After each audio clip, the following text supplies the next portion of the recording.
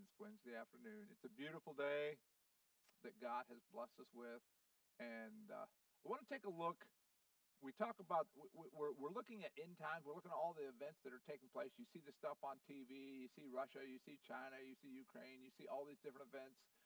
The collapse of the dollar, all the different stuff.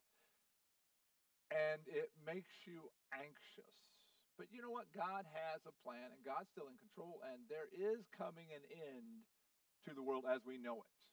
And so they ask Jesus back in Luke chapter 17. We find they ask him when that time is coming. And in verse 22, he said to the disciples, "The time is coming when you will long to see the days of the Son of Man, but you will not see it. People will tell you, 'There he is,' or 'Here he is.' Do not go running after them, for the Son of Man in his day will be like lightning which flashes and lights up the sky from one end to the other. But first he must suffer many things and be rejected by this generation." So he says, I'm coming back, and it's going to be like lightning. It's going to be just in a twinkling of an eye. The trumpet of God shall sound, and the dead in Christ shall raise, and we who are alive will be caught up to be with them forevermore with the Lord. That's what Thessalonians says, what Paul says. But Jesus goes on. He says, just as it was in the days of Noah, so will also be in the days of the Son of Man. People were eating and drinking and marrying and being given in marriage up to the day Noah entered the ark. And then the flood came. And in that passage it says, and God shut the door. It says, and then the flood came and destroyed them all. He also shares, then he gives two examples that really jump out to us. It says, it was the same in the days of Lot. People were eating and drinking, buying and selling, planting and building. But the day Lot left Sodom, in fact, the angel said, Lot, we have to get out of here.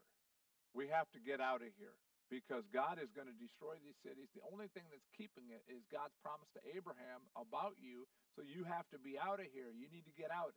And as soon as they left, and the angels, they said, go to the mountains.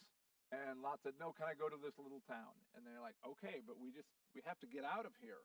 And as soon as they left, it says, fire and sulfur rained down from heaven and destroyed them all.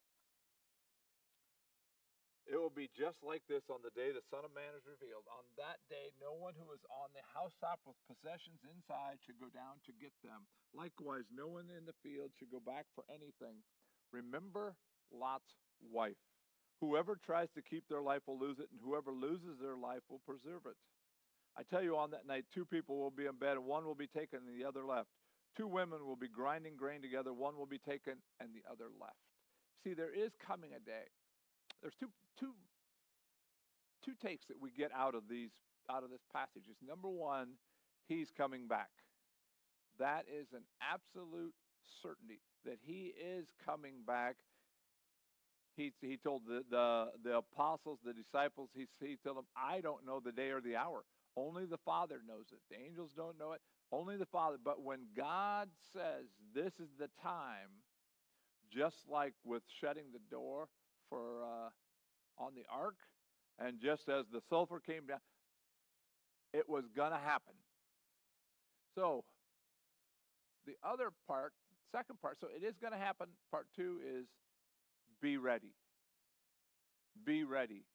Be ready. And part of that is with Lot's wife. He talks about Lot's wife. She was focused on possessions and things and all this stuff.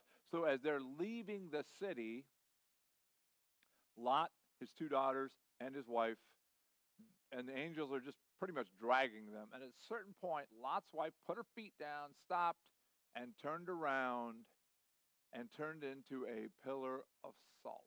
I don't get it. I don't understand it. But God said, no. Your heart is still there. And he turned her into a pillar of salt. And because she loves stuff. So he is coming back. And I guess the question is, are you ready? If it would happen today, what's holding you back? What's keeping you from really being ready, being on fire, and looking forward to his reappearing? Because as I look at the descriptions that he gives of Noah's day and Lot's day, I feel like we are right there. We are right there. So be ready. Be ready and be looking forward to that day. And then the third part is Tell people about it and help them get ready. Help them have a God encounter so they put their faith in Jesus. So when that trumpet sounds and the dead in Christ rise, and we are who are alive are caught up with them in the air, they'll go too. All your family, all your loved ones, to reach out to them. So, hey, thanks for being a part of Wednesday in the Word, and we will see you on Sunday.